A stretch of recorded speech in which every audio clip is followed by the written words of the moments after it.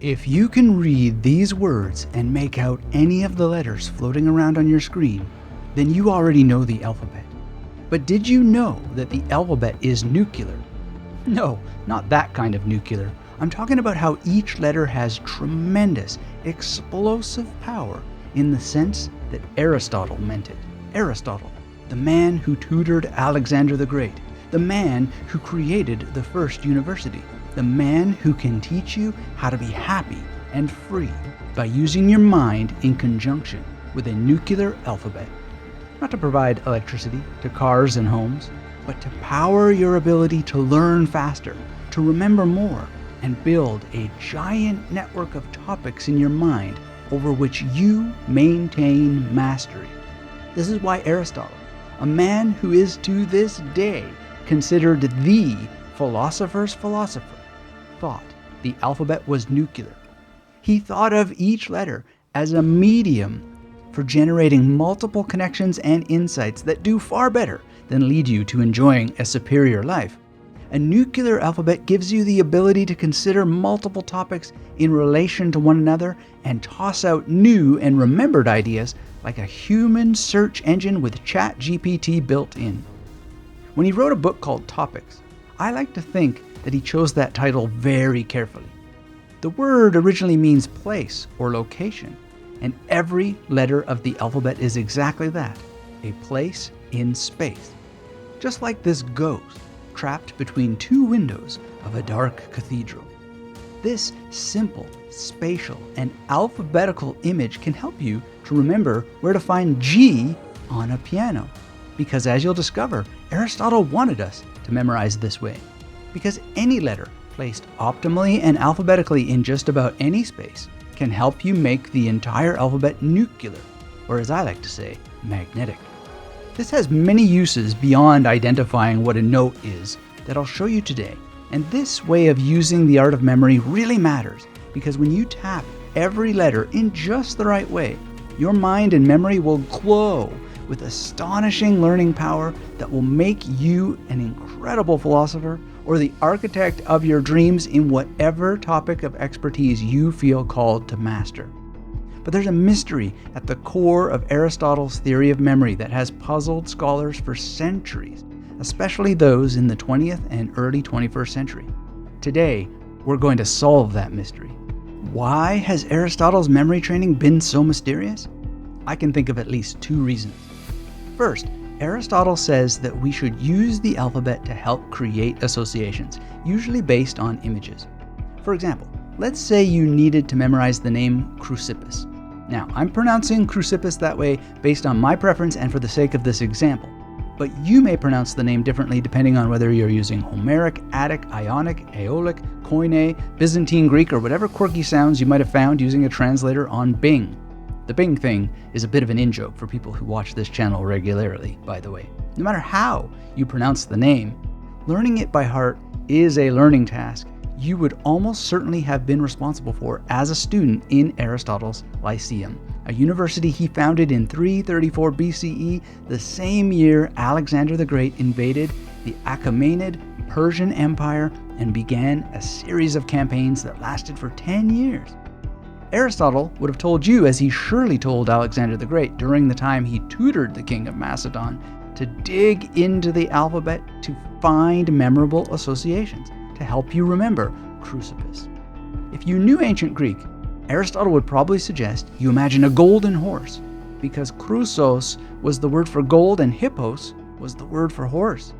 Now, you may be familiar with the hippos sound if you're a fan of memory, because we use that word often to discuss the hippocampus of the brain, which visually resembles a seahorse. If your name is Philip, your name literally means either warlike or a lover of horses. Back to Chrysippus and the golden horse. To stimulate better memory, all you would have to do is assemble the simple image of a golden horse like mental Lego on a topos or location in a memory palace, and you will have a much easier time. But the location can also be a topic, such as the topic matter of an epic poem. If you're ahead of the game, bravo! You're already thinking of a golden Trojan horse entering the city of Troy to release its soldiers so they can burn the topless towers of Ilium. please don't think I'm mentioning this literary location because I like the sound of my voice. I most certainly do, and shame on those who would ever use such D- insults. I'm mentioning Christopher Marlowe's wonderful reference to the Iliad because this is how I believe Aristotle wanted us to think. After all, he says in the Poetics, his wonderful guide to what makes stories great, that long plots are better and more beautiful when they can be held in memory all at once. Part of what I believe Aristotle was getting at, something I know intimately from years of practice, is that the alphabetical method of association is bi-directional. If you already know Chrysippus and are trying to remember the Trojan horse passage in Homer's Iliad, you can change the horse in your imagination to be made of Chrysos or gold and ridden by Chrysippus to give you a stronger mental image. And that's the reason Aristotle's nuclear alphabet may have remained a mystery. What I've just described can seem like a lot of heavy lifting to the uninitiated. But give yourself a few days of practice and it will get easier and easier. Soon, it will be easier than tying your shoelaces, which you might remember also seemed like an impossible struggle when you were a kid. Now, it's second nature. Now, the second reason Aristotle's nuclear alphabet may have remained a mystery is that people like Francis Yates tried to understand these techniques, especially Aristotle's notion of starting in the middle of the alphabet. But she didn't try Aristotle's method, nor did she try Giordano Bruno's memory wheels, which he adapted from Ramon Lull. Reading the theory without putting it into action, magnetic friends, is like owning a piano and a beginner's guide without ever placing your fingers on the keys. Now, I don't want to sound arrogant just because I've spent much of my life studying and practicing exactly what I believe Aristotle taught in his Parva Naturalia and other writings on memory and living the good life. In fact, I'll admit to you now that I'm not 100% sure I understand Aristotle's teaching on memory techniques, and that's because he uses a lot of shorthand references, especially to a book called Dissoi Logoi, and what I believe would have been oral teaching about the art of memory. It's also entirely possible that my work with the magnetic memory method is newer and more innovative than I give myself credit for, but I don't think so. I just think that many people have tried to understand Aristotle on memory without using the techniques themselves. Or as Thomas Aquinas did, they get caught up in all kinds of minutiae that deviate from the technique rather than treat each letter of the alphabet as nuclear. And as I was rereading Aristotle's writing on memory and various commentaries about his ideas for fun, I realized that the keys of a keyboard is perhaps the best visual metaphor I hope will help you understand what countless other scholars could not. I've never seen it described this way before, but my hope is that most people know what a piano keyboard looks like and will be able to follow along enough to experience Aristotle's nuclear alphabet as I have done now for decades. And with any luck, myself and others involved in my work will get you to go beyond thinking about this to actually using your very own nuclear alphabet too. I'll die trying. That's how important I believe these techniques are for the happiness and thriving of our species. This is Dr. Anthony Metivier from Magnetic Memory Method, and welcome to the new art of memory. If you're new here, welcome, and if you're joining us again, you know the drill. It gives me a thrill. The Magnetic Memory mission is to educate millions of people around the world to use the ancient art of memory to the point that no teacher is allowed in front of our kids without being able to memorize 30 names in under 3 minutes or less. Sound good? Hit that thumbs up, get subscribed if you aren't already, and let's talk piano. Now, just as we use the letters of the alphabet to create infinite arrangements of words, musicians use the alphabet to describe an infinite arrangement of possible sounds. A, B, C, D, E, F, G. If you want to play a C major scale, you shift the arrangement slightly to C, D, E, F, G, A, B. Or, if you want to start on A and play an A major scale, you make a slightly different shift by adding 3 sharps. A, B, C sharp, D, E, F sharp, G sharp. You can play any scale in different orders or end on the same note to create a sense of resolution. And if you don't know music already, you can resolve to learn it by using the nuclear alphabet and the keyboard itself as a memory palace. Remember where the ghost was? That's right, he was locked up between 2 windows of a dark cathedral. Where's your Apple computer? It's stuck in the next window. Where's the dog? It's between the cat and the elephant. These images are fixed in space, but also movable. Memory palaces, when used in connection with Aristotle's nuclear alphabet, works pretty much in this way, with a few nifty tricks that make it bidirectional. I'll get deeper into this in a minute, but here's a quick example of what I mean. Let's say that you've committed to memory that this key produces G, or this fret on a guitar produces a G. If you were learning German and wanted to remember that Ghost is der Geist in German, you could instantly link that word by thinking of vanilla ice or iced tea drinking iced tea as ghosts locked up in the dark cathedral with your original ghost. The technique compounds and scales at the same time. Now let's look a bit deeper at the memory palace part of the equation. Many people follow the plot when Aristotle talks about using locations in space, like keys on a keyboard, something Frances Yates called the HERENNIUM pattern in her very popular book, The Art of Memory. When she uses this term, she's referring to a book that would appear quite some time after Aristotle. It's called Rhetorica ad HERENNIUM. This book was copied thousands of times and appears to copy key points from Aristotle itself. But in my view, it makes the core ideas a bit more clear than Aristotle did. And if you read the memory tradition deeply, you'll see the HERENNIUM pattern appear again and again. It goes a little bit like this. The idea is that when you create a memory palace or use the method of loci, which is yet another word that gets pronounced differently depending on which era of use you're referring to, you're laying out places in space and using them as anchors for associations. In contemporary science, we now call the process of making these associations elaborative encoding. I prefer to call it assigning magnetic imagery to keep things a bit more fun and simple. But I suggest that you come up with your own nomenclature if you don't like these terms. These techniques are actually beyond name and form, as far as I can tell, because they seem to draw from raw memory itself, a resource that can go by many names and many languages, precisely because memory is both the engine and the fuel that lets our brains chew up many highways of language, precisely because language uses the alphabet, and the alphabet is nuclear. Where I feel Aristotle starts to confuse people who don't use memory techniques is that he also sees the memory palace as a kind of piano you play in your mind. But he just didn't have such a metaphor to draw upon in his time. He talks about wax tablets and aviaries instead. But based on the passage where he talks about entering the middle of the alphabet, I believe if he were with us today, he would leap upon the piano as a powerful analogy, because just as you can play an A major scale by rearranging the order of the keys you're playing, you can and should play and replay your memory palaces out of order. I'll read you a little of what Aristotle writes in De Memoria, or Memory and Recollection. If it seems heavily coded, I believe this is simply because he assumes that people reading him already know the art of memory, either from other books or having learned it from lectures. A starting point from which to begin must always be found. Hence, commonplaces seem to be often the initial point in the act of recollection. By commonplaces, I believe he means the memory palace. The reason why these are employed is that we pass quickly from one to another, from milk to white, from white to air, from this to wet, passing from which we call to mind the late autumn, which is the season we had in view.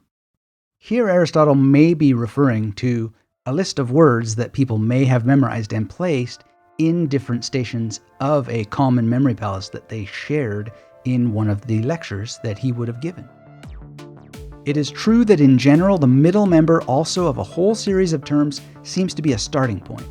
If one does not recollect before, one will do so when he comes to it, or else there is no other point from which he can pass to the recollection of the thing in question.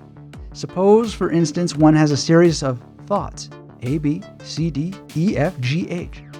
If one has not remembered at H, one remembers at E, if he is seeking for G or F.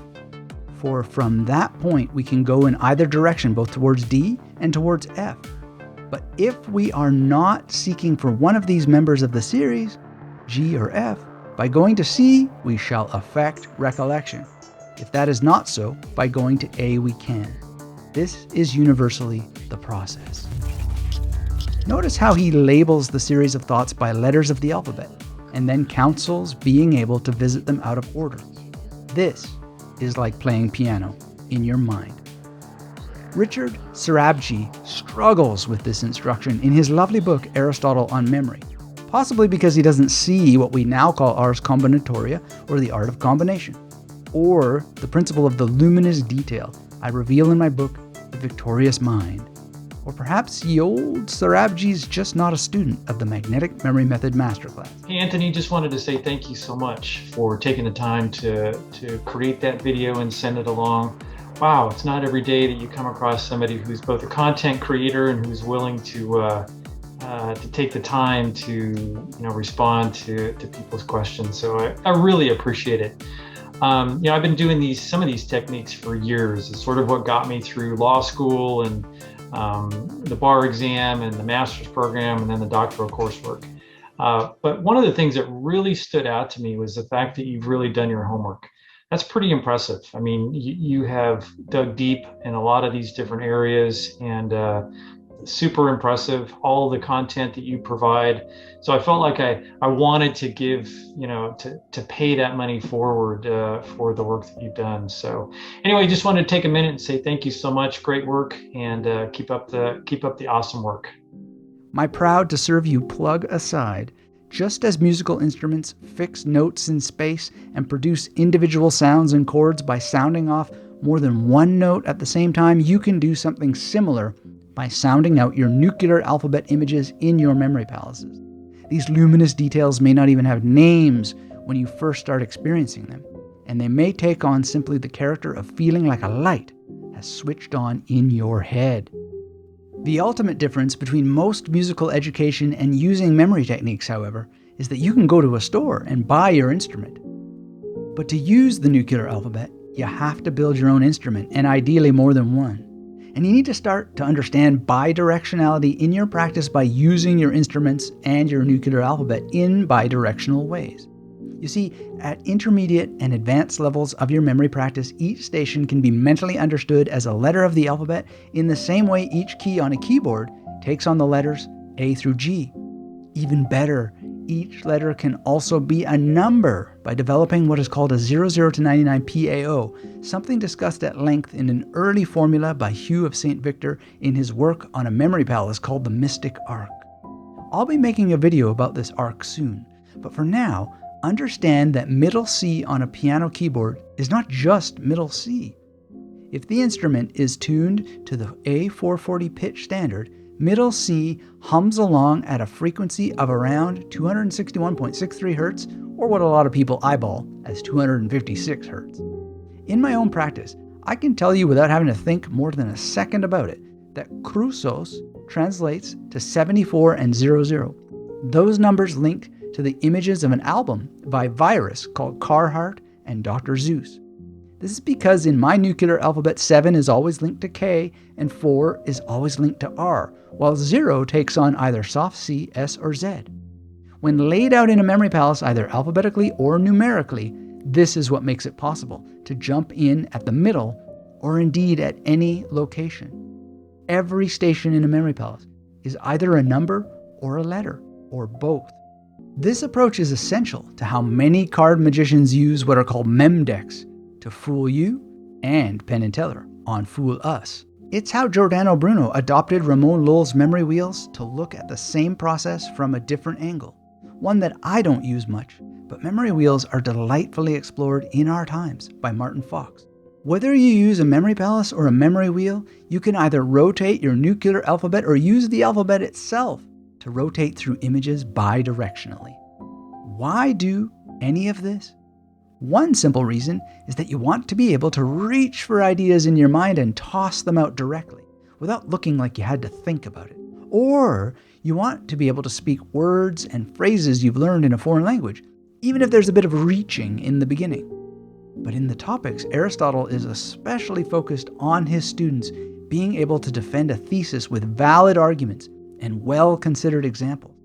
Each topic they discuss should literally be a place you can leap around with maximum dexterity. And when you contemplate ideas on your own, moving through these memory palaces in your mind will generate new connections and insights. Or as you read, you will play the book like a kind of instrument, using the page numbers and your magnetic imagery to transform each page into a memory palace unto itself. Now, you might be feeling overwhelmed by all of this, So let me give you one tip before we go, after I thank our channel members and everyone who supports my work by reading my books and taking the Magnetic Memory Method Masterclass, which you can learn about at magneticmemorymethod.com. Personally, I want to let regular viewers know that I first started the New Art of Memory series a few years ago during a period of intense illness. I did not do quite the good work on it that I was hoping to achieve. Although I still feel quite challenged, I hope this run does better as I work to share the depth and richness of the art of memory as I have experienced it. If you would like to check out that earlier series, I'll have the playlist link in the description and the first video on Giordano Bruno on the screen at the end of this one. My plan for the series is simple, but also complex, and I know that sometimes what I'm describing sounds like rocket science, but it really isn't, especially not after you take action with what I'm about to hand you. I want to travel back and forth through history, continually deepening your understanding and mine at the same time. I learn as much from you as I could ever hope to teach, so keep your comments and the books and research articles you've been sending me coming, as they really do help. And if you have suggestions for topics you'd like to see covered in video essays like this one, please do drop a comment. I'll do the best I can as I explore memory in a variety of ways to cover what you're looking for. Chances are, I already have. As you may know, I experiment often, and lately I've done a lot of work on some things I want to tell you about. Not merely as a proud to serve you plug, but also because using these techniques helps me generate so many ideas and so much of the energy needed to bring the ideas to life. Exactly what I believe will happen for you when you become a serious discipline of the art of memory. When it comes to the flourishing of ideas I experience, I'm talking about the Memory Detective series, starting with the novel Flyboy and the first live-action Memory Detective game. During our first game, I saw joy on the faces of people who would not go to a memory competition in a million years. And that joy was my goal. Now it's just a matter of doing more games more often and exploring many more stories based on over a dozen story and novel ideas I have bursting in my mind. Creating these things as an independent author and creator is a great blessing, and you'll have first dibs on everything from my wide and limited releases as a channel subscriber, and especially if you're on my mailing list.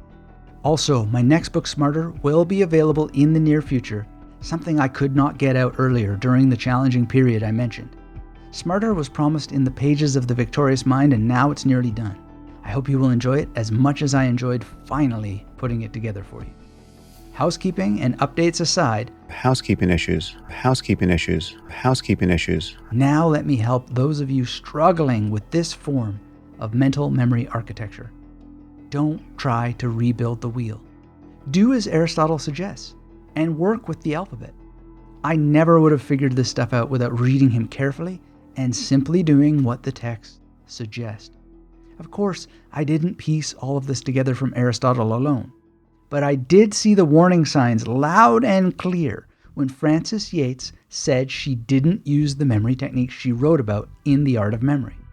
So I did use them, but more than merely use them, I continue to study them, never assuming that I've scraped the bottom of the barrel. When you combine continual study and practice, you will develop what scientists call metacognitive learning recognition. This is a feedback loop where you think about what you're doing and insights on how to improve the process arise. The best musicians on the planet do this to continually learn more about music, a world as bottomless and as infinitely fulfilling as memory training. Study and practice. Discuss what you're studying and practicing, and apply the memory techniques to information that improves your life in the same way that the best music teachers always tell you to turn concepts and exercises into music as soon as possible. Literally turn the exercise into a song. So here's your exercise for today that I want you to turn into the music of memory. Write down the alphabet on a piece of paper, A to Z, or whatever the construction would be in your mother tongue or preferred language. Then think of one place, one figure, and one object for each letter of the alphabet. If you get stuck on a letter, skip it and come back later. But for the sake of the exercise, do not look something up on the internet. That will only create precisely the learned helplessness I want to help you avoid. There's a time and place for using the internet. I love it. and it's a tremendous asset for us magnetic learners. But to enter your nuclear alphabet in the middle and pound out incredible bi-directional association power, as I believe Aristotle suggested to us thousands of years ago, you need to be able to generate the associations on your own. And that comes from practice, thinking alphabetically in two ways. First, you're drawing up people, places, and objects you already know. Second, you're thinking about them alphabetically and based on locations at the same time. For example, if you think of Axl Rose for A, think of a location where you heard some Guns N' Roses music.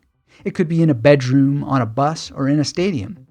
And if you can't think of any places in the world, get a diagram of a keyboard or a real piano and use the keys to practice bi-directional encoding.